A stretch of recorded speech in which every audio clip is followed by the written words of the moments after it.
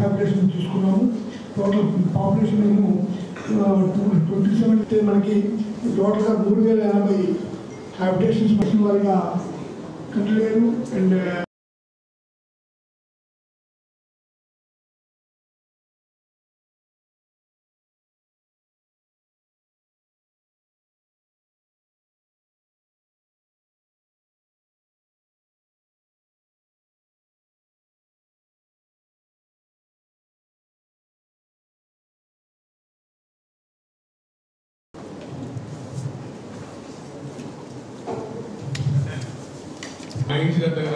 Problem అంటే నిన్న మా ఈగని పంపించాను. ఈరోజు మధ్యాహ్నం నేను వెళ్తాను సార్.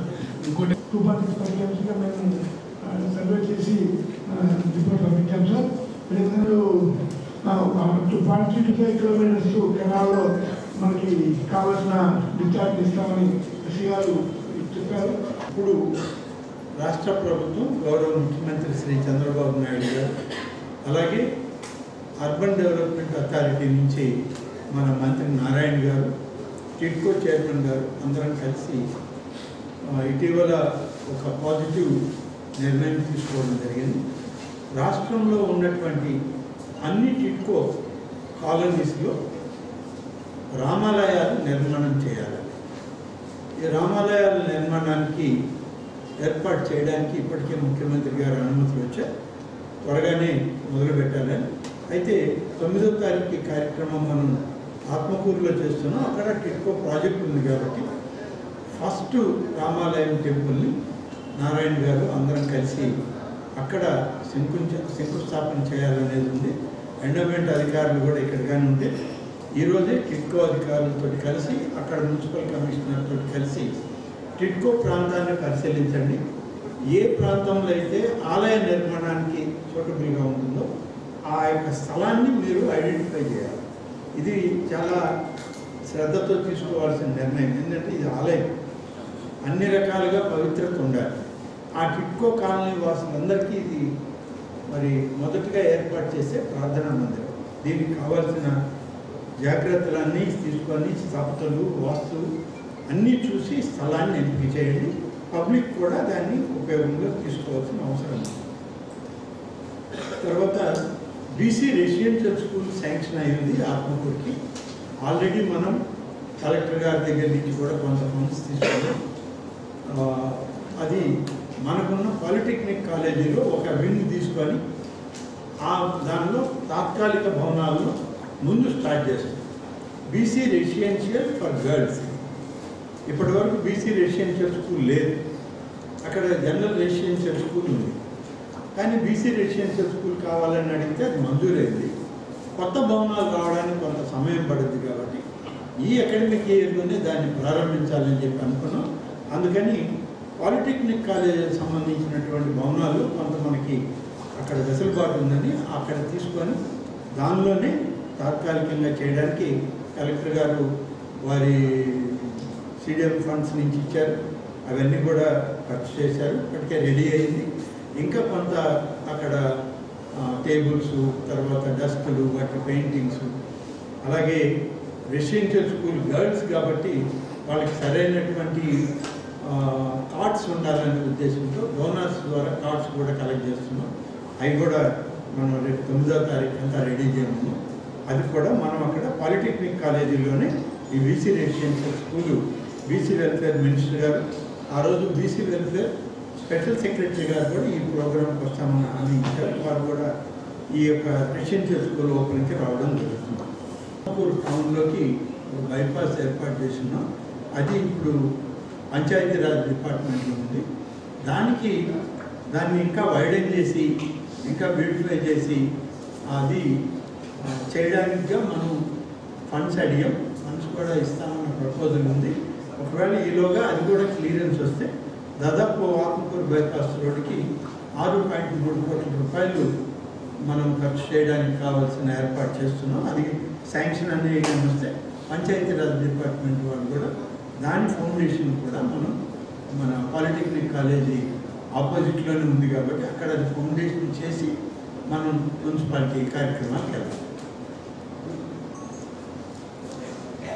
తర్వాత పంచాయతీరాజ్ గెస్ట్ హౌస్, దీనికి సంబంధించి ఇప్పటికీ 85 లక్షల రూపాయలు జెడ్పీ స్పెషల్ గ్రాంట్స్ నుంచి శాంక్షన్స్ ఇచ్చారు. జెడ్పీ చైర్మన్ గారు, జెడ్పీ సిఇఓ గారు ఇటీవలే ఆర్డర్స్ కూడా ఇవ్వడం జరిగింది. అది యాక్చువల్గా 1.6, 1.7 అవుతా ఉంటే ఫస్ట్ ఫేజ్ కింద 85 lakhs ఇచ్చారు. సెకండ్ ఫేజ్ కూడా ఉంటుంది దానికి. కాబట్టి మొత్తం మీద ఈ జెడ్పీ గెస్ట్ హౌస్ను కూడా ఇప్పుడు ఎక్కడైతే మన మండల్ కాంప్లెక్స్ ఉందో అక్కడనే ఈ గెస్ట్ హౌస్ కట్టడానికి కూడా ఇంత ముందే ఒక డెసిషన్ తీసుకున్నాం. పాత గెస్ట్ హౌస్ని తీసేసి కొత్త గెస్ట్ హౌస్ కట్టాలనేటువంటిది పంచాయతీరాజ్ అధికారులు వాళ్ళ సూచనప్రాయంగా చెప్పినటువంటిది.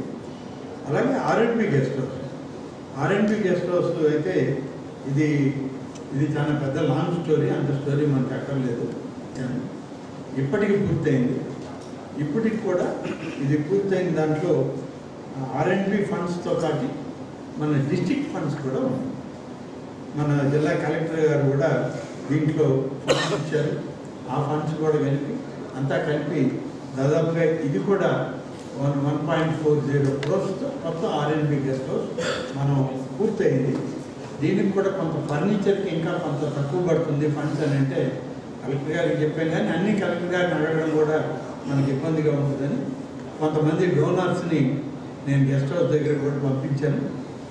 వాళ్ళు అక్కడ డిఈతో మాట్లాడి ఫర్నిచర్ని కలెక్ట్ చేయడంలో ఈ 1 weekలో అక్కడ కాన్ఫరెన్స్ హాల్కి సంబంధించినవి కానీ ఏసీలు కానీ ఇవన్నీ కూడా పూర్తి చేస్తున్నారు. అది కూడా మనకి రెడీ అవుతుంది. ఆ గెస్ట్ హౌస్ కూడా బీసీ జనార్దన్ రెడ్డి గారు స్వయంగా వచ్చి వారు దాన్ని ప్రారంభించడం జరుగుతుంది. వారు అది ప్రారంభించేటప్పుడే మన ఆర్ఎండ్బి మంత్రి గారు వచ్చినప్పుడు అక్కడ ఏవైతే మన నియోజకవర్గంలో ఆత్మకూరు ఆర్ఎండ్బి రోడ్స్ అన్నిటికీ మెయింటెనెన్స్ గ్రాంట్ ఇచ్చి ప్యాచ్ వర్క్స్ కానీ పార్ట్ వర్క్స్ చేయడానికి కానీ రిపేర్స్ చేయడానికి ఫండ్స్ ఇచ్చారు. ఆ పనులు కూడా ఇప్పటికే మొదలైంది. వారు కూడా వాటిని పర్యవేక్షించి మొదలు పెట్టడం జరుగుతుంది. తర్వాత మన పార్లమెంట్ సభ్యులు గౌరవనీయులు వేమిరెడ్డి ప్రభాకర్ రెడ్డి గారు ప్రతి నియోజకవర్గంలో ఫిజికలీ హ్యాండిక్యాప్ వాళ్ళకి ట్రైసైకిల్స్ ఇస్తున్నారు. అది కూడా మోటరైజ్డ్ ట్రైసైకిల్స్ ఇస్తున్నారు. అందులో ఇప్పటికే వాళ్ళ ఫౌండేషన్ నుంచి ఐడెంటిఫై చేసినటువంటి 107 మంది ఫిజికలీ హ్యాండిక్యాప్ వాళ్ళని ఐడెంటిఫై చేశారు. ఇంకా కొద్దిమంది యాడ్ అయినా కూడా వాళ్ళకు కూడా ఇస్తామన్న ఆలోచన వారికి ఉంది. కాబట్టి ఆ రోజు మన గవర్నమెంట్ హై స్కూల్ హాలిడే కాబట్టి గవర్నమెంట్ హై స్కూల్లో ఈ ప్రోగ్రాం పెట్టాం. గవర్నమెంట్ హై స్కూల్లో ఈ ట్రైసైకిల్స్ డిస్ట్రిబ్యూట్ అయిన తర్వాత ఆ గ్రౌండ్స్లోనే అక్కడ పబ్లిక్ మీటింగ్ అడ్రస్ చేయడం అనేది ఉంటుంది. దీంతోపాటు డిఎంఎన్హెచ్ గారు వాళ్ళు వచ్చుంటారనుకుంటారు, ఏరియా హాస్పిటల్ డాక్టర్స్ జీసీహెచ్ఎస్ గారు. మనకి ఆత్మకూరు హాస్పిటల్ 100-bedded హాస్పిటల్ ఏదైతే ఉందో ఇది డిస్ట్రిక్ట్ కేడర్ హాస్పిటల్. ఇది ఫస్ట్ మనం డిస్ట్రిక్ట్లో 100-bedded హాస్పిటల్ కింద స్టార్ట్ చేసాం. ఎప్పుడైతే నెల్లూరు జిల్లాకి government medical college, government general hospital కొత్త ఈ శాంక్షన్ అయినాయో డిస్ట్రిక్ట్ హెడ్ క్వార్టర్స్ హాస్పిటల్ని ఆ కేడర్ స్ట్రెంగ్త్ని మొత్తాన్ని ఆత్మకూరు 100-bedded హాస్పిటల్కి చేంజ్ చేయడం జరిగింది. ఇది 10 సంవత్సరాల క్రితం జరిగింది. కానీ ఇప్పటికీ అది 100 పడకల ఆసుపత్రిగానే ఉంది. సో ఆ కేడర్ స్ట్రెంగ్త్ ఇటీవల హెల్త్ మినిస్టర్తో మాట్లాడితే దానికి అవసరమైన బ్లడ్ బ్యాంక్ సెంటర్ను కూడా ఇప్పుడు కొత్తగా శాంక్షన్ ఇచ్చారు మనకి. అది కూడా ఒకటి మనం ఆ రోజు లాంచ్ చేయాల్సిన ప్రోగ్రాం ఉంది. అలాగే దాన్ని 100 beds నుంచి డిస్ట్రిక్ట్ హెడ్ క్వార్టర్స్ హాస్పిటల్ అని అంటేనే దాంట్లో అది 150 నుంచి మొదలై 280 beds స్ట్రెంగ్త్ వరకు వెళ్ళాలి అని అది ప్రతి సంవత్సరం 50 పడకల కింద మారుస్తామని చెప్పి ఇది స్టార్ట్ చేసినప్పుడు అనుకున్నాం. కానీ అది ఎప్పుడు ఎలా మొదలుపెట్టామో అలాగే ఉండిపోయింది. ఇప్పుడు దీన్ని తిరిగి మళ్ళీ ప్రారంభిస్తున్నాం. ఫస్ట్లోనే దీనికి government head quarters hospital cadre ఇచ్చి ఆ క్యాడర్ స్ట్రెంగ్త్ ప్రకారం బెడ్ స్ట్రెంగ్త్ని కూడా పెంచుకుంటూ రావాలనేటువంటిది ప్రభుత్వం యొక్క ఆలోచన. బహుశా 9వ తేదీ కార్యక్రమంలో హెల్త్ మినిస్టర్ గారు కూడా టైంగా పాల్గొని దీన్ని అక్కడే డిక్లేర్ చేస్తారని చెప్పి వారు కూడా చెప్పడం జరిగింది. కాబట్టి ఇన్ని ప్రోగ్రామ్స్ మనకి ఆత్మకూరు కాన్స్టిట్యున్సీ బేస్డ్గా ఇవన్నీ డెవలప్మెంట్ కార్యక్రమాలే ఇవన్నీ జరుగుతాయి. ఈ కార్యక్రమాలకి డిస్ట్రిక్ట్ లెవెల్ ఆఫీసర్స్ అందరూ కూడా కోఆర్డినేట్ చేయాలి. మీ అందరి సహకారం కావాలి. జిల్లా కలెక్టర్ గారు, జాయింట్ కలెక్టర్ గారి నాయకత్వంలో మీరందరూ కూడా దీనికి సహకరించి ఇవి కార్యక్రమాలు అనేక శాఖల నుంచి సెక్రటరీలు, ప్రిన్సిపల్ సెక్రటరీలు, మినిస్టర్స్ అందరూ వస్తున్నారు, హెచ్ఓడీస్ వస్తారు. కాబట్టి మీరందరూ కూడా సహకరించి ఈ కార్యక్రమాలను విజయవంతం చేయడంలో ఆ ప్రాంతానికి ఇంకా ఎక్కువ చేయాల్సిన కార్యక్రమాలు ఏమున్నాయి వాటిని అన్నీ కూడా మన ఈ లోపల మీరు మీ డిపార్ట్మెంట్ల వారీగా మీరు నోట్ తయారు చేసి నాకు ఇచ్చినట్లయితే వీలైనంత వరకు వీటన్నిటిని కూడా మనం మంజూరు చేయించుకోవడానికి లేదా రేపు కొత్త బడ్జెట్లో వీటిని అన్నింటినీ కూడా మనం ప్రజెంట్ చేయడానికి అవకాశం ఉంటుంది. కాబట్టి నాకు డీటెయిల్డ్ నోట్ ఇప్పుడు కాకపోయినా తర్వాత ఒక 1 వీక్ లోపలే నాకు ఇస్తే కొత్త బడ్జెట్ ప్రిపేర్ అవుతుంది. కాబట్టి కొత్త బడ్జెట్లో మనం వీటన్నిటిని ఇన్కార్పొరేట్ చేసుకోవాల్సిన అవసరం ఉందని మాత్రం నేను అందరు ఆఫీసర్లకి తెలియజేస్తూ వీటికి సంబంధించి జాయింట్ కలెక్టర్ గారు ఇక్కడే ఉన్నారు. ఒకటొకటిగా మీరు 5-10 మినిట్స్లో చెప్పేస్తే తర్వాత ఈ జల్ జీవన్ మిషన్ అనేటువంటిది కొంచెం ఎక్కువ టైం పడుతుంది. అది major program government of India launch చేస్తుంది. జల్ జీవన్ అనేటువంటిది మనకున్న గతంలో అనేక శాంక్షన్స్ ఇచ్చారు. దీనికి అవి వచ్చినటువంటివి ఏవైతే మొదలు కాని ఉన్నాయో అవన్నీ క్యాన్సిల్ చేసి ఫ్రెష్ శాంక్షన్స్ పెట్టారు. ఫ్రెష్ శాంక్షన్స్ కూడా అప్పుడు ఏ ఊరికి ఆ ఊరు జల్ జీవన్ ప్రాజెక్ట్ అన్నారు. ఇవాళ అలా కాదు. వాటర్ సోర్స్ లేకుండా ప్రాజెక్ట్ కట్టి లాభం. కాబట్టి నీటి సదుపాయం ఎక్కడుంది, ఏ ఏ రిజర్వాయర్ల నుంచి మంచినీరు తీసుకోవడానికి అవకాశం ఉంది, ప్రతి జిల్లాలో కూడా సోర్స్ ఐడెంటిఫై చేయండి. ఆ సోర్స్ని బేస్ చేసుకొని డ్రింకింగ్ వాటర్ ప్రాజెక్టులు మనం కొత్తగా తీసుకోవాలని చెప్పి గౌరవ ముఖ్యమంత్రి గారు శ్రీ చంద్రబాబు నాయుడు గారు కానీ అలాగే ఉప ముఖ్యమంత్రి గారు శ్రీ పవన్ కళ్యాణ్ గారు సూచించడం జరిగింది. అందుకనే నెల్లూరు జిల్లాకు వచ్చేటప్పటికి గతంలో మంజూరై పని ప్రారంభం కానటువంటివన్నీ కూడా రద్దు చేశారు. ఆ డీటెయిల్స్ నేను మళ్ళీ మాట్లాడతాను.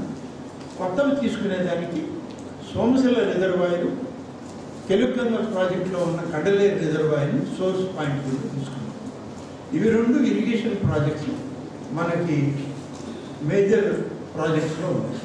వీటిల్లో నుంచి సోర్స్ తీసుకొని డ్రింకింగ్ వాటర్కి నెల్లూరు, ఉమ్మడి నెల్లూరు జిల్లాలో కూడా ఇది ఇవ్వడానికి ఈ ప్రాజెక్టు తయారవుతుంది. కాబట్టి దీని మీద కొంచెం లెంగ్తీ డిస్కషన్ ఉంటుంది. కాబట్టి నేను ఆ వివరాలన్నీ మళ్ళీ మాట్లాడతాను. ఇప్పుడు అప్పుడు ఎవ్రీడే వాటర్ ఇచ్చాం. ఇవాళ మళ్ళీ 3 రోజులకు వస్తాయి. ఆత్మకూరు టౌన్ ఏం పెరగలేదు, జనాభా పెరగలేదు, టౌన్ పెరగలేదు. మరి అలాంటి 10 ఏళ్లలో ఏమైనా జనం పెరిగిపోయి వాటర్ షార్టేజ్ చేశారు. స్కీమ్లోనే ఎక్కడ డిఫెక్ట్ ఉంది, కరెక్ట్ చేసుకున్నాను. ఈ 9 కోట్ల రూపాయలను కూడా ఖర్చు చేసుకొని ఉంటానండి.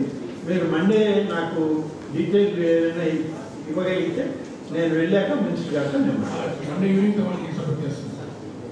ముందు సర్కిల్ ఉంది కదా, మన పోర్ట్కో ముందు సర్కిల్, ఆ సర్కిల్లో ఫౌండేషన్స్ పెట్టారు. ఒకసారి మీరు ట్యాంక్ బ్యూటిఫికేషన్ అది 2 crores, అది కూడా మీ దీని కింద గవర్నమెంట్ ఆఫ్ ఇండియా నుంచే వచ్చింది. మండే తర్వాత నోడా రోడ్స్, రామాలయ నిర్మాణానికి ఎంత సైట్ కావాలనేది ఐడెంటిఫై చేశారు మన వాళ్ళు. ఆ ప్లాన్ తెప్పించుకోండి, ఎండోమెంట్ ఆఫీస్లో ఉంది.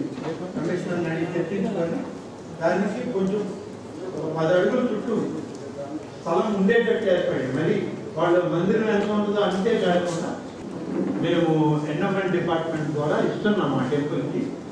ఇంకా తర్వాత మీ ప్లాన్స్లో ఏదైనా మార్పు వచ్చి అదనంగా ఏదైనా ఉన్నా కూడా మా డిపార్ట్మెంటే ఖర్చు చేస్తాం.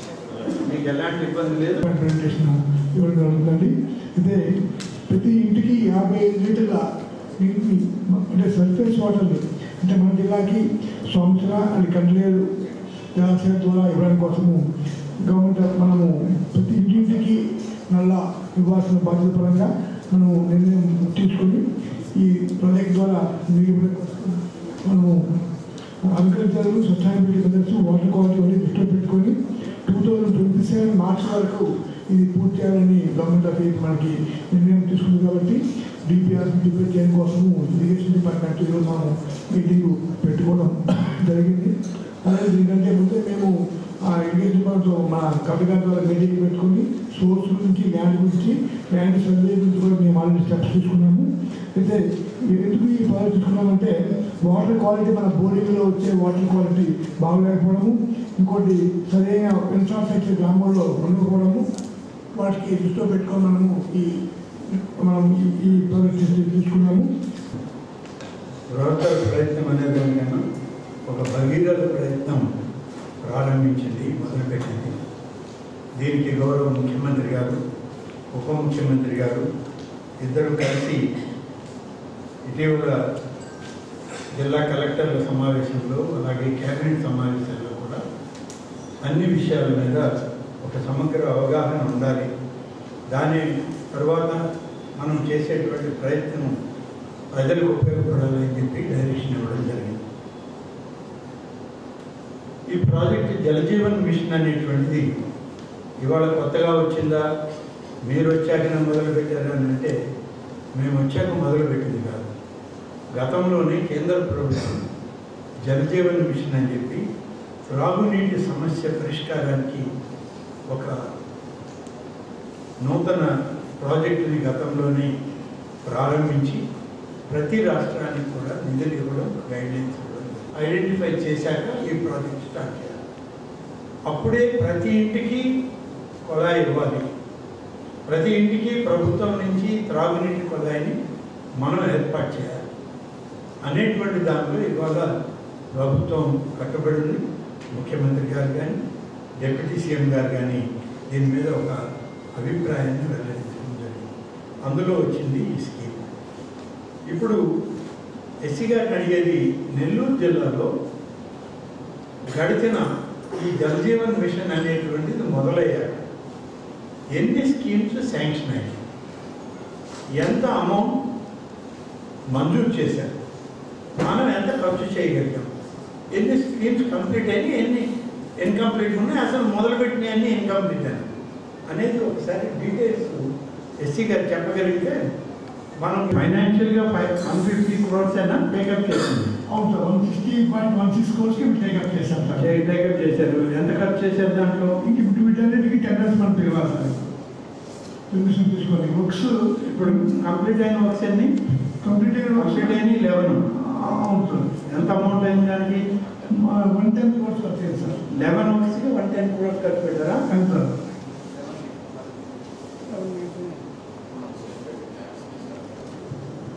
చూస్తాను కదా వాళ్ళు కూడా. ఆఫ్టేక్ వాళ్ళు ఇన్సైడ్ పెట్టుకునే పాటు అయితే వాళ్ళ ఎకనామిక్స్ చూసుకొని ఎక్కడ పెట్టుకున్నా మాకు అబ్జెక్షన్ వేస్తారు.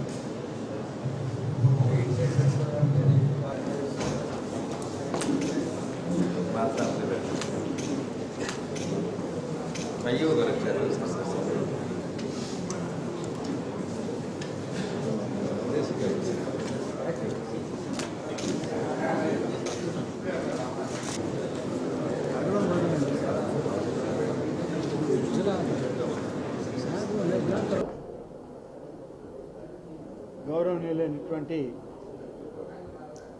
జిల్లా ఇన్ఛార్జ్ కలెక్టర్ గారు, అలాగే ఆర్డబ్ల్యూఎస్ ఎస్సీ గారు, సోమశల ప్రాజెక్ట్ చైర్మన్ గారు కలిసి ప్రాజెక్ట్ ఇంజనీర్లు,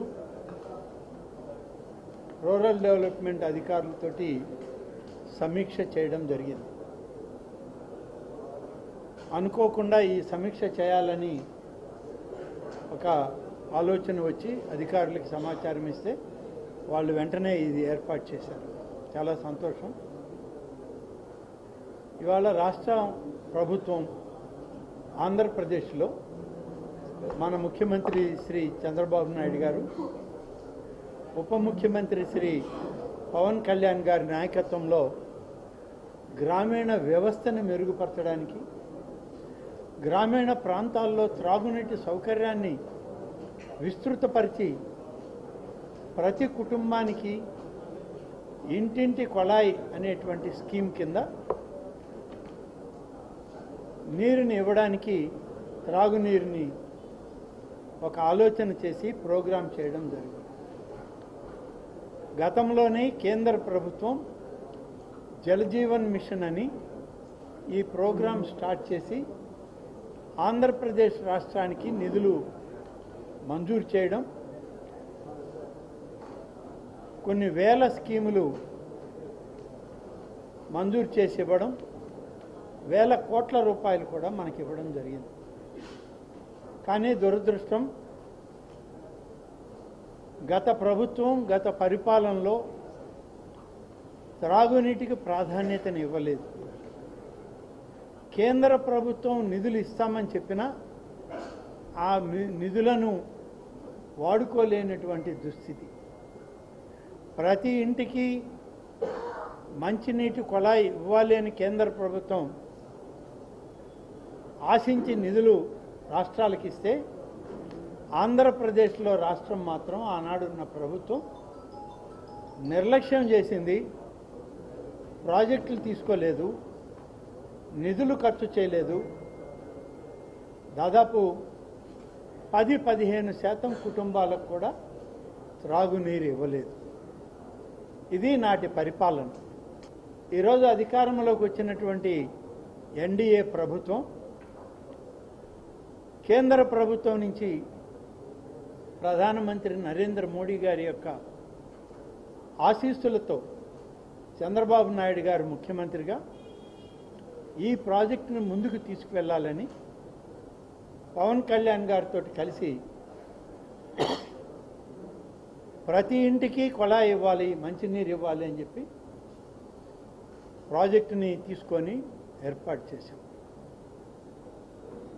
జలజీవన్ మిషన్ అనేటువంటి కార్యక్రమాన్ని గతంలో అమలు చేసినా అది సంతృప్తికరమైన స్థాయిలో లేదు. కాబట్టి ఈ ప్రభుత్వంలో మొదలు కాని ప్రాజెక్టులన్నీ కూడా రద్దు చేసి కొత్త ప్రాజెక్ట్ రిపోర్ట్లను తయారు చేసి ప్రతి గ్రామానికి, ప్రతి గ్రామ పంచాయతీలో ఉన్న గ్రామాల హ్యాబిటేషన్ గ్రామాలకు కూడా త్రాగునీరు ఇవ్వాలి, అది కూడా ప్రతి ఇంటికి కుళాయి సౌకర్యం ఇవ్వాలి అని చెప్పి ఈ ప్రభుత్వం ఆలోచన చేసి పనులు మొదలుపెట్టింది. దానిపైనే ఈరోజు ఎంతవరకు మన వాళ్ళు ఇంజనీరింగ్ అధికారులు ప్రతిపాదనలు ఇచ్చారు, ఎంతవరకు ఈ ప్రాజెక్టులు చేయాలని ఆలోచన చేస్తున్నారు, వీటి మీద నెల్లూరు జిల్లాలో రివ్యూ చేయాలని చెప్పి ఇప్పుడు రివ్యూ చేయడం జరిగింది. ఈ సమీక్షలో ఇంకా సమగ్రత, స్పష్టత రావాల్సిన అవసరం ఉంది. అందుకనే జిల్లా కలెక్టర్ గారికి, ఎస్సీ గారికి ఇప్పటికే చెప్పాను. ఆర్డబ్ల్యూఎస్కి సంబంధించినటువంటి ఎగ్జిక్యూటివ్ ఇంజనీర్లు, డిప్యూటీ ఎగ్జిక్యూటివ్ ఇంజనీర్లు ప్రతి నియోజకవర్గ శాసనసభ్యుడితో కలిపి వీళ్ళు ఇప్పుడు ప్రతిపాదిస్తున్నటువంటి ప్రతిపాదనలు వాళ్ళ ముందు పెట్టి సమీక్ష చేసుకున్నట్లయితే తప్పనిసరిగా ఒక మంచి కాంప్రహెన్సివ్ ఉమ్మడి నెల్లూరు జిల్లా ప్రాజెక్ట్ వస్తుంది. దానికి నిధులు మనం సమకూర్చుకోవడానికి అవకాశం ఉంటుందని చెప్పి వారికి సూచించడం జరిగింది. త్వరలోనే రాష్ట్ర ప్రభుత్వం కూడా థర్డ్ పార్టీ కన్సల్టెంట్స్ని అపాయింట్ చేసింది. ఫిబ్రవరి 4వ తారీఖు నుంచి ఈ జిల్లాలో థర్డ్ పార్టీ కన్సల్టెంట్స్ కూడా వచ్చి మన అధికారులతో సమన్వయం చేసుకొని వాళ్ళు రిపోర్ట్ తయారు చేస్తారు. 2 రిపోర్ట్లు కూడా సమగ్రంగా అధ్యయనం చేసి మరొక 3 మాసాల్లో సమగ్ర నివేదికను తీసుకొని ఆ నివేదికని రాష్ట్ర ప్రభుత్వం ద్వారా కేంద్ర ప్రభుత్వానికి పంపించే ప్రయత్నం చేయడానికే ఇప్పుడు ఏర్పాట్లు చేస్తూ ఉన్నారు. ఈ త్రాగునీటి అవసరాలకి ఇప్పుడున్న మన ప్రభుత్వం ముఖ్యమంత్రి గారి ఆదేశాల మేరకు ఇచ్చినటువంటి సూచన, సర్ఫేస్ వాటర్ ఎక్కడైతే రిజర్వాయర్ ఉందో ఆ రిజర్వాయర్ నీరు ఎక్కడ లభ్యమవుతుందో అక్కడి నుంచే ఈ నీటి సరఫరా జరగాలి. ఎక్కడ పడితే అక్కడ బోర్లల్లోనో, బావుల్లోనో, చెరువుల్లోనో ఇలా తీసుకొని ఆ నీటిని సరఫరా చేయడం అనేది చేస్తే ఆ నీరు పరిశుభ్రంగా లేదు. రెండవది, అవసరమైన నీరు కొన్ని సందర్భాల్లో రావటం లేదు, ఇబ్బందికరంగా ఉంది. అందుకని సర్ఫేస్ వాటర్ ఎక్కడైతే మనకి పెద్ద రిజర్వాయర్లు నీటి ప్రాజెక్టులు ఉన్నాయో, అందులో నెల్లూరు జిల్లాకు అవసరమైంది సోమశిల ప్రాజెక్టు ఉంది, 78 టీఎంసీల ప్రాజెక్టు. అలాగే తెలుగుగంగలో అంతర్భాగమైన కండలేరు రిజర్వాయర్ ఉంది, 68 టీఎంసీల ప్రాజెక్టు. ఈ 2 రిజర్వాయర్లను బేస్ చేసుకొని ఉమ్మడి నెల్లూరు జిల్లా, అలాగే కొంత చిత్తూరు జిల్లాలో కూడా కొన్ని మండలాలు దీనిలోకి వచ్చే విధంగా ఈ ప్రాజెక్ట్ నిర్మాణం చేయాలనేటువంటిది ఇవాళ ప్రభుత్వం యొక్క లక్ష్యం. ఈ లక్ష్యంలో భాగంగా దాదాపుగా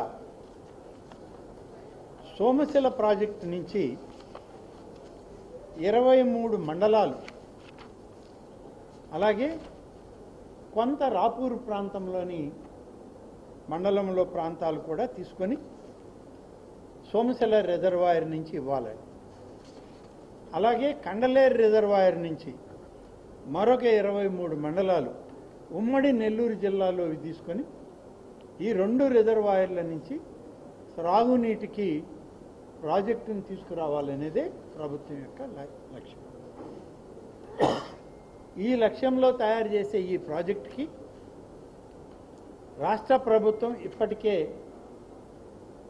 సూచనప్రాయంగా ఒక నామకరణని నిర్ధారించడం జరిగింది. దాని పేరే అమృతధార. అమృతధార అనేటువంటి రాష్ట్ర ముఖ్యమంత్రి వర్యులు, ఉప ముఖ్యమంత్రి వర్యులు ఇద్దరు కలిసి కేబినెట్లో దీన్ని సమీక్షలో చెప్పినటువంటి నామకరణం అమృతధార. ఈ అమృతధార ప్రాజెక్టులో రాష్ట్రంలోని అన్ని హ్యాబిటేషన్స్కి నీరు ఇవ్వాలి. అందులో భాగం ఉమ్మడి నెల్లూరు జిల్లా. ఇప్పటికీ సూచనప్రాయంగా మన అధికారులు ఇచ్చిన అంచనా ఈ ఉమ్మడి నెల్లూరు జిల్లాకి 8,400 కోట్ల రూపాయలు తాత్కాలిక అంచనాగా ఈ ఉమ్మడి జిల్లాలో ఈ 2 రిజర్వాయర్ల కింద 46 మండలాలకి ఉన్నటువంటి జనాభాకి నీరు ఇవ్వాలనేదే మా ప్రతిపాదన. ఇందులో జనాభా 2058 సంవత్సరాన్ని కూడా క్యాలిక్యులేట్ చేసుకుంటే 27,52,365 మందికి త్రాగునీటి సమస్య పరిష్కరించడానికి 2058 సంవత్సరానికి జనాభా క్యాలిక్యులేషన్ చేసుకొని సెన్సెస్ ప్రకారం చూస్తే ఇన్ని లక్షల మందికి ఇప్పటి నుంచే ప్రణాళికలను తయారు చేసుకొని ఈ ప్రాజెక్ట్ చేయడం మొదలవుతుంది.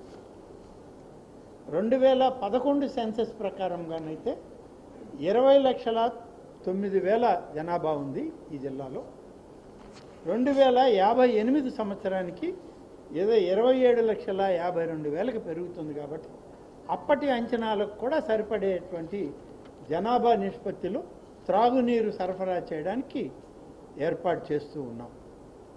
సోమశిల రిజర్వాయర్ నుంచి 1.58 టీఎంసీల నీరు త్రాగునీటి అవసరాలకి ఈ 24 మండలాలకి ఇవ్వాలనేటువంటిది ఒక అంచనా. ఆ నీరు తీసుకోవడం జరుగుతుంది. అలాగే కండలేరు రిజర్వాయర్ నుంచి 23 మండలాలకు 2.64 టీఎంసీల నీరు అక్కడ నుంచి తీసుకునే ప్రయత్నం చేస్తుంది. ఎవరైనా కండలేరు రిజర్వాయర్, సోమశిల రిజర్వాయర్ అంటే అంతా త్రాగునీటికి ఇచ్చేస్తున్నారేమో అనేటువంటి ఒక అభిప్రాయం ఉంటుంది రైతాంగం. కానీ అటువంటి అభిప్రాయం అవసరం లేదు. మనకున్నటువంటి నీటి అవసరాలన్నింటినీ సమకూర్చుకుంటూ ఇరిగేషన్, వ్యవసాయానికి ఏ రకమైన నీటిని మనం వాడుతున్నామో, ఇప్పటికే త్రాగునీటి అవసరాలకు పట్టణ ప్రాంతాలకు, నగర ప్రాంతాలకు ఏ విధంగా అయితే ఇస్తున్నామో వాటన్నిటినీ ఫుల్ఫిల్ చేస్తూనే, పూర్తి చేస్తూనే ఈ కొత్త ప్రతిపాదన సోమశిల నుంచి 1.58 టీఎంసీలు, కండలేరు తెలుగుగంగ నుంచి 2.64 టీఎంసీల నీటిని తీసుకునేదానికి ప్రతిపాదనలు పంపిస్తున్నాం. దీనికి రాష్ట్ర ప్రభుత్వం కూడా ఆమోదిస్తుంది. ఎందుకంటే ఇవాళ దేశంలో రాజ్యాంగపరంగా ఉన్నటువంటి హక్కు త్రాగునీటి అవసరాలను తీర్చడం.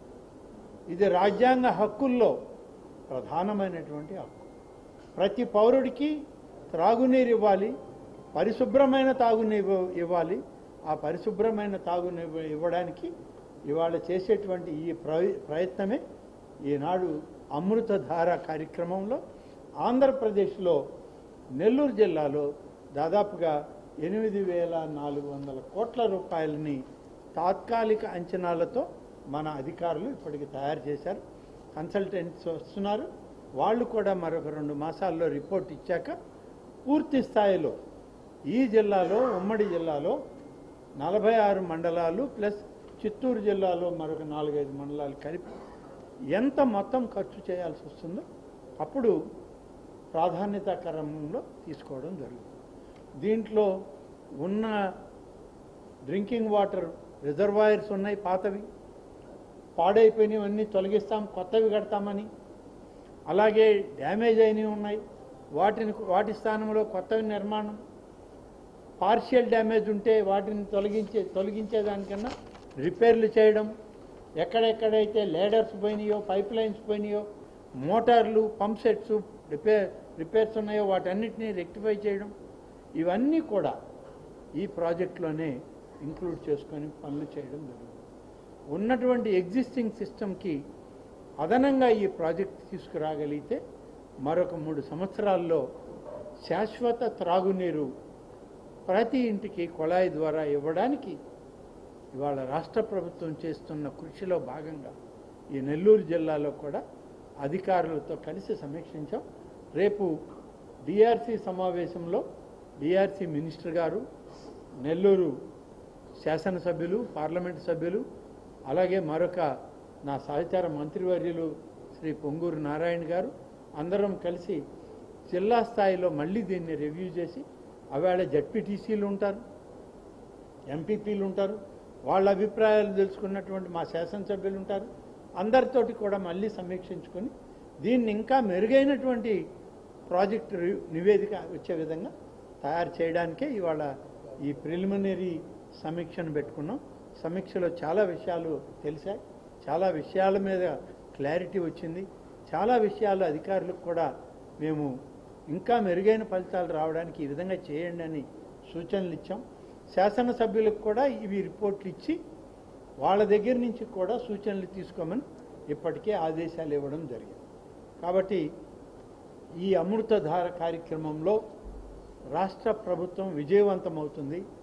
చిత్తశుద్ధి కలిగినటువంటి ప్రభుత్వం ఇది. ఎన్డీఏ కూటమి ప్రభుత్వంలో చంద్రబాబు నాయుడు గారి నాయకత్వంలో పవన్ కళ్యాణ్ గారి ఆలోచన సహచర్యంతో ఈ యొక్క గ్రామీణ వ్యవస్థని మెరుగుపరచడంలో మా ప్రభుత్వం పనిచేస్తూ ముందుకెళ్తుంది.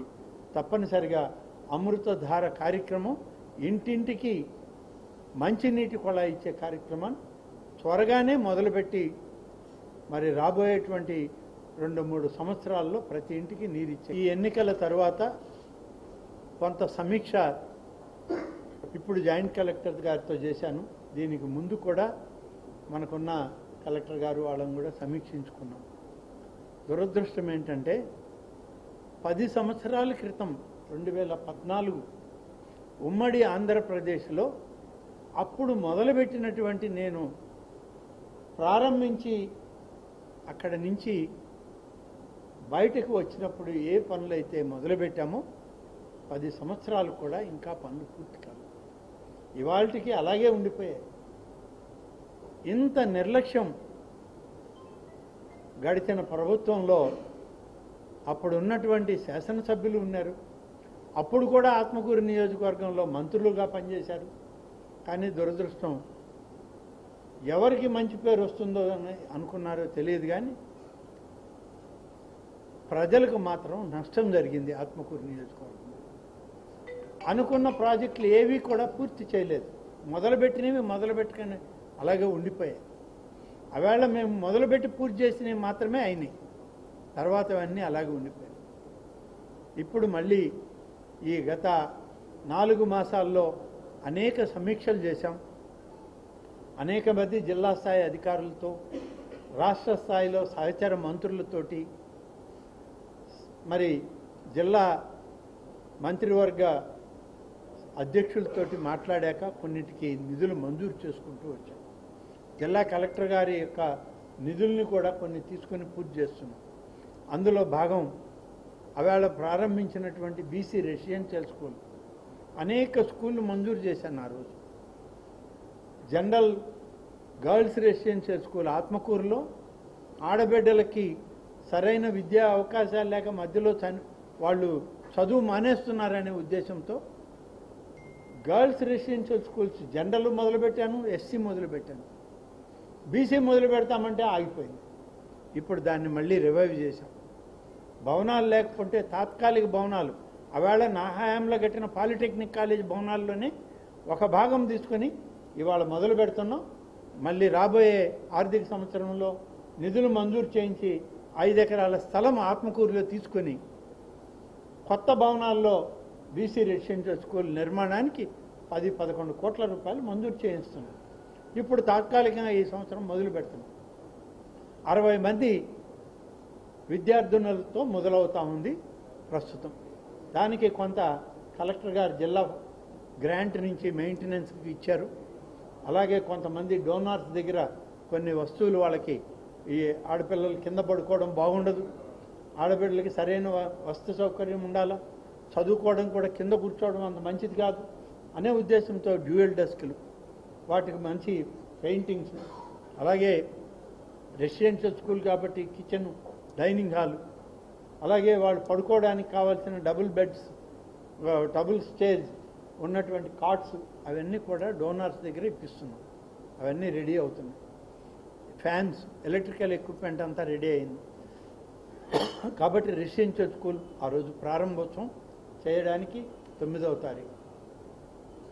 అలాగే మున్సిపాలిటీ చేశాం, నేను ఉన్నప్పుడు చేసిందే. తర్వాత ₹1 ఖర్చు పెట్టల. నెల్లూరు పాలెం నుంచి మున్సిపల్ ఆఫీస్ దాకా 4 లేన్ రోడ్డు వేస్తే పడ్డ గోతులకు కూడా మట్టి వేసిన దాఖలాలు లేవు గడిచిన ప్రభుత్వంలో. ఇవాళ వచ్చాం, మొత్తం R&B రోడ్డు అంతా కూడా గోతులన్నీ పూడ్చి మళ్ళీ వాహనాలు పోయేటట్లు ఏర్పాటు చేసి దాన్ని పరిశుభ్రంగా చేయమన్నాం. అవసరమైతే రాబోయే బడ్జెట్లో పూర్తి స్థాయిలో రెన్యూవల్ కూడా ఆ రోడ్డుకి పెట్టించడం జరుగుతుంది. అక్కడి నుంచి మున్సిపల్ ఆఫీస్ బిల్డింగ్ కట్టి వదిలిపెట్టేశారు. నేనే దాన్ని ఆ రోజు మంజూరు చేసి మున్సిపాలిటీ చేసి ఇచ్చాం. అందులో పోయి మీటింగ్ పెడుతున్నారే తప్ప దాన్ని ఏ రకంగానూ అభివృద్ధి చేయలే. ఇవాళ నా ఎలక్షన్ నామినేషన్కే పోయాను, అక్కడ అధికారులతో అక్కడ చూశాను. ఇప్పుడు ఆ మున్సిపల్ ఆఫీస్ బిల్డింగ్కి 3 అంతస్తులు కడితే 3 అంతస్తులు కౌన్సిలర్లు ఎక్కాలంటే కష్టమైన పరిస్థితి. అందరూ వయసున్న వాళ్ళే ఉండరు, వయసు మళ్ళిన వాళ్ళు కూడా ఉంటారు. వీళ్ళందరికీ లిఫ్ట్ సౌకర్యం ఉన్నా లిఫ్ట్ ఏర్పాటు చేయలేదు. ఇవాళ దాదాపు 30 లక్షల రూపాయలు ఖర్చు పెట్టి లిఫ్ట్ సౌకర్యాన్ని ఏర్పాటు చేశారు. అలాగే నేనున్నప్పుడు మున్సిపాలిటీకి 95 కోట్ల రూపాయలతో త్రాగునీటి ప్రాజెక్టుని సోమశిల నుంచి పెట్టాం. ప్రతిరోజు నీళ్ళు ఇచ్చాం. కానీ దురదృష్టం ఇవాళ 3 రోజులకు ఒకసారి మళ్ళీ. దానికని అమృత్ 2 అనే పథకం కింద 9.6 కోట్ల రూపాయలతో మళ్ళీ త్రాగునీటికి మళ్ళీ దాన్ని రివైవల్ ప్రోగ్రామ్ శాంక్షన్ అయింది. అది కూడా మొదలు పెట్టమని చెప్పి కోరాం. ఆత్మకూరు కొత్త మున్సిపాలిటీ, పార్కులు బ్యూటిఫికేషన్ ఉండాలి, మంచి వాతావరణం ఉండాలి, పట్టణ వాతావరణం అని చెప్పి 2 కోట్ల రూపాయలు రాష్ట్ర ప్రభుత్వం మన మంత్రి నారాయణ గారు మంజూరు చేస్తే అది కూడా ఆ రోజు పనులు మొదలు పెట్టడానికి. అలాగే నారాయణ గారు ఈ మున్సిపాలిటీకే మరిన్ని నిధులు ఇవ్వాల, అభివృద్ధికి రోడ్లు బాగా మెరుగుపరచాలని నోడా నుంచి ₹1 కోటి ఇచ్చారు. అది చాలదని అంటే మరీ ఇస్తాను, మీరు ప్రతిపాదనలు ఇవ్వండి అన్నారు. రాష్ట్ర ప్రభుత్వం నుంచి కూడా నిధులు ఇస్తామని చెప్పి హామీ ఇచ్చారు. ఈ మున్సిపాలిటీని మంచి పట్టణంగా తయారు చేయడానికి ఇవాళ కౌన్సిల్ ఉంది. కౌన్సిల్ ప్రజాస్వామ్య వ్యవస్థలో ఏర్పడింది. మేము కౌన్సిల్ని డిస్టర్బ్ చేయట్లేదు. కౌన్సిల్ వాళ్ళ పని వాళ్ళు చేస్తారు. అభివృద్ధి మాత్రం ఈ రాష్ట్ర ప్రభుత్వం నిధుల నుంచి పూర్తి స్థాయిలో మేము చేయడానికి ఏర్పాట్లు చేస్తాము. అలాగే పంచాయతీరాజ్ వ్యవస్థ ఉంది. పంచాయతీరాజ్ వ్యవస్థలో గతంలో మీ అందరికీ తెలుసు, ఆంజనేయ స్వామి ఆలయం దగ్గర నుంచి ఆత్మకూరు పట్టణం రోడ్డు లేకపోతే రోడ్డు వేశాం. తార్ రోడ్డు, మంచి రోడ్డు వేస్తే దానికి గోతులు పెడితే ఆ గోతులు కూడా ఇటీవల మేమే పూడ్చాం. ఆ రోడ్డు మెరుగుపరచడానికి ఇప్పుడు దాదాపు 6.7 కోట్ల రూపాయల రోడ్డుని కావాలని చెప్పి పంచాయతీరాజ్ డిపార్ట్మెంట్లో అడిగితే, ఇప్పుడు మన డిప్యూటీ సీఎంగా ఉన్నటువంటి పవన్ కళ్యాణ్ గారు నాబార్డ్ స్కీమ్లో ఆ రోడ్డు మంజూరు చేస్తాను, టెండర్లు పిలిచి పనులు మొదలు పెట్టండి అని చెప్పి ఆయన అధికారులు ఇప్పటికే ఆదేశాలు ఇచ్చారు. అధికారికంగా ఆర్డర్ రావాల్సింది. బహుశా దానికి కూడా ఆర్డర్ కానీ వస్తే అది కూడా ఆ రోజు శంకుస్థాపన చేసి పనులు మొదలు పెట్టడం జరుగుతుంది. ఆత్మకూరుకు వెళ్తే ఉండడానికి స్థానం లేదు. ఎవరు జిల్లా అధికారులు వచ్చినా ఏదో ఒక కార్యాలయంలో ఆఫీసర్ గదిలో కూర్చోవాల్సిందే.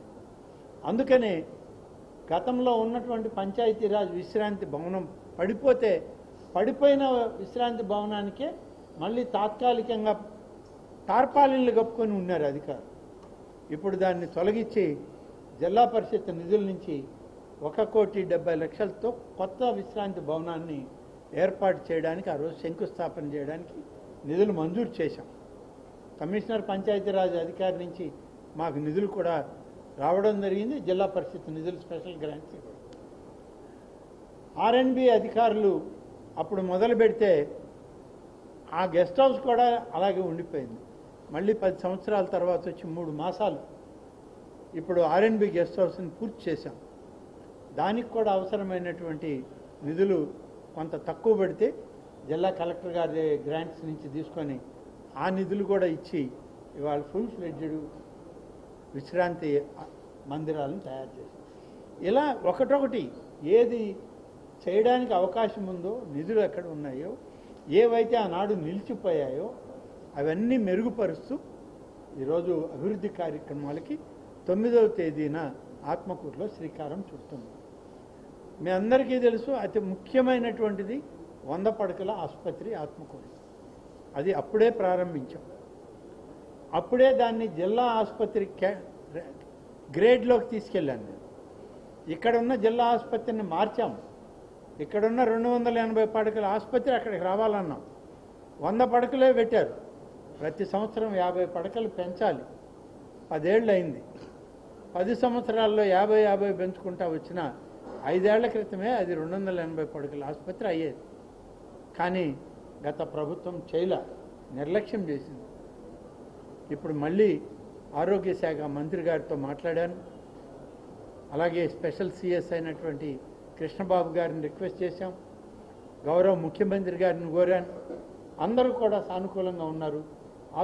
ఆత్మకూరులో ఉన్నటువంటి హాస్పిటల్, గవర్నమెంట్ హాస్పిటల్ ఏదైతే ఉందో దాన్ని పూర్తి స్థాయిలో అభివృద్ధి చేయడానికి ప్రతి సంవత్సరం దాన్ని ఫండ్స్ ఇచ్చి మెరుగుపరుస్తామన్నారు.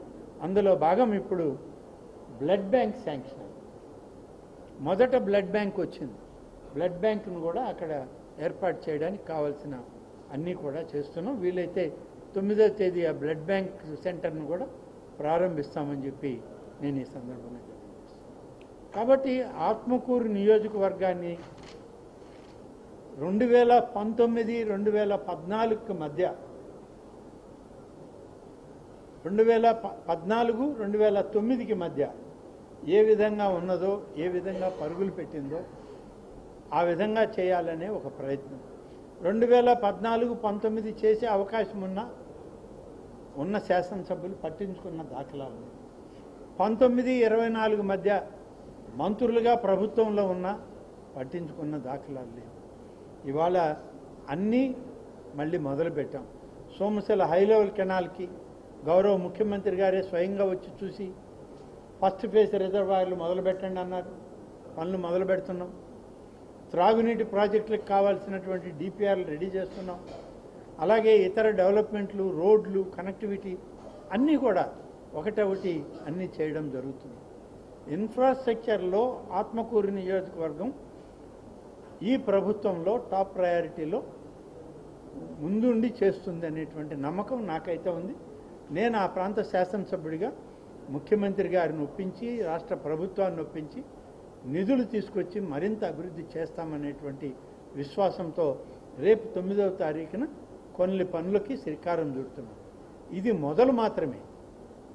10 సంవత్సరాల తర్వాత అభివృద్ధికి శ్రీకారానికి ఇది మొదలు పెడుతున్నాం, పునాది వేస్తున్నాం.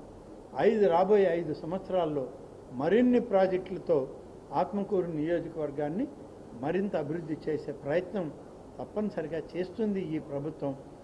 ఆ ప్రాంత శాసనసభ్యుడిగా నాకు విశ్వాసం ఉంది, నమ్మకం. Thank you.